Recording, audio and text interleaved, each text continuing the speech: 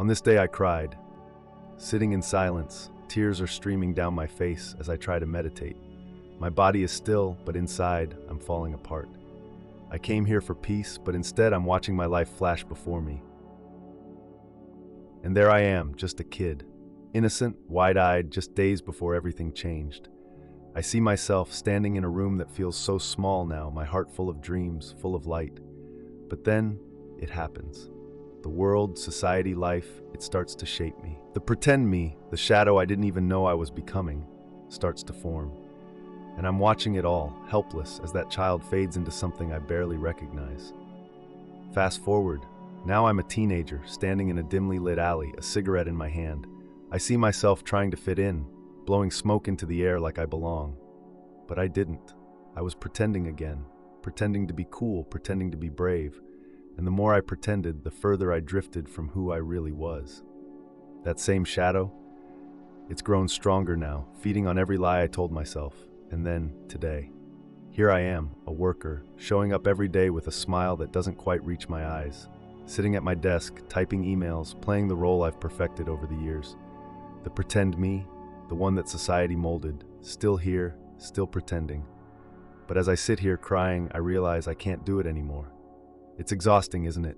Pretending to be someone you're not. Every day, I wore this suit of armor, convincing the world that I was strong, that I had it together. But inside, I was breaking down. I see it now. The years spent playing roles, chasing approval, running from the truth of who I really am. And in this moment, with tears falling, I finally understand what Carl Jung meant when he said, "Who looks outside dreams, who looks inside awakes." I've been dreaming my whole life, but it's time to wake up. I've been running from my shadow, hiding from my true self, but no more. This shadow, this pretend me, it's not who I am. It's a facade built from fear, insecurity, and a desperate need to fit in. And now, as I face it head on, I'm beginning to see that true strength lies in vulnerability. As Brené Brown wisely said, vulnerability is not winning or losing, it's having the courage to show up and be seen when we have no control over the outcome. I realize now that showing up for myself, truly showing up, is the first step towards healing. So here I am, in the midst of my tears, understanding that the path to authenticity is paved with acceptance and self-compassion. It's about embracing all parts of myself, not just the ones I'm proud of. It's about facing the shadows I've kept hidden and accepting them as part of who I am. As Rumi once said, the wound is the place where the light enters you. And maybe, just maybe, by embracing these wounds, I can let the light in. As I sit here, I see it clearly, my shadow, the part of me I've been hiding, running from, denying. It's always been there, lurking in the background, reminding me of my failures, my fears, my weaknesses. I used to think that confronting it would break me, but here's the truth. It's not the shadow that destroys you, it's the running. As Jung said, one does not become enlightened by imagining figures of light, but by making the darkness conscious. And that's what I'm doing right now, making the darkness conscious. I'm not running anymore. For years, I thought the darkness inside me was something to be ashamed of. But now I'm starting to see that it's not the darkness itself that's dangerous. It's the way we deny it. I was afraid that confronting my fears, my insecurities, would somehow make me weak. But I've learned that accepting them, looking them in the eye, doesn't make you weak. It sets you free. For so long, I thought vulnerability was weakness. I thought if people saw the real me, they'd turn away. So I built walls, I wore masks, I played roles. But what I've realized in this moment as the tears flow and my breath steadies is this. Vulnerability is not weakness. It's the bravest thing I've ever done. Brené Brown was right when she said, vulnerability is the birthplace of innovation, creativity, and change. And maybe, just maybe, it's also the birthplace of freedom.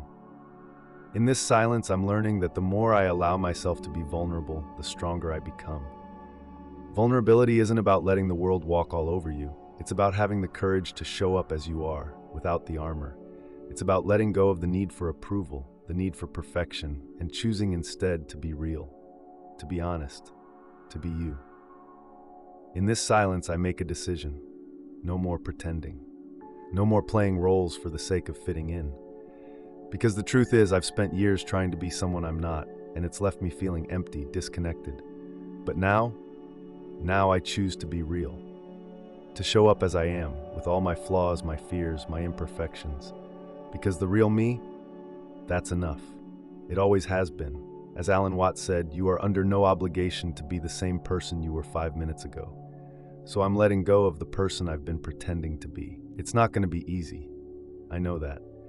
There will be days when the old habits creep back in, when the fear of rejection makes me want to retreat. But every time that happens, I'll remind myself that pretending is the real prison. And being real, being vulnerable, that's the key to freedom. I'm ready to live without the weight of other people's expectations. I'm ready to live for me.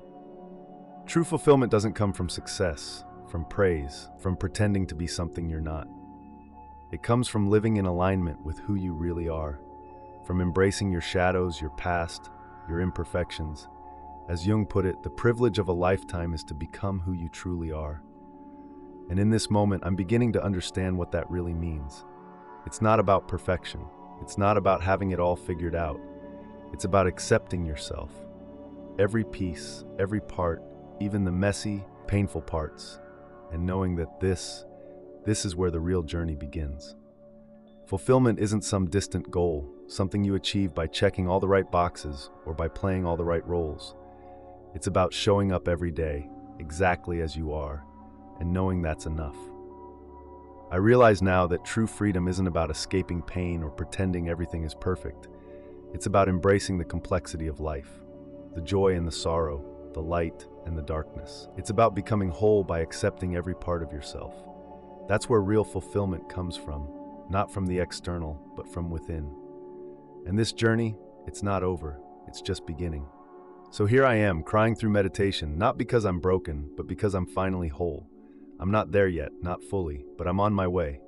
And I invite you, whoever you are, wherever you are, to stop running, to stop pretending, to sit with yourself, face the shadow, and know that it's okay to be exactly who you are. Because that's where real freedom lies.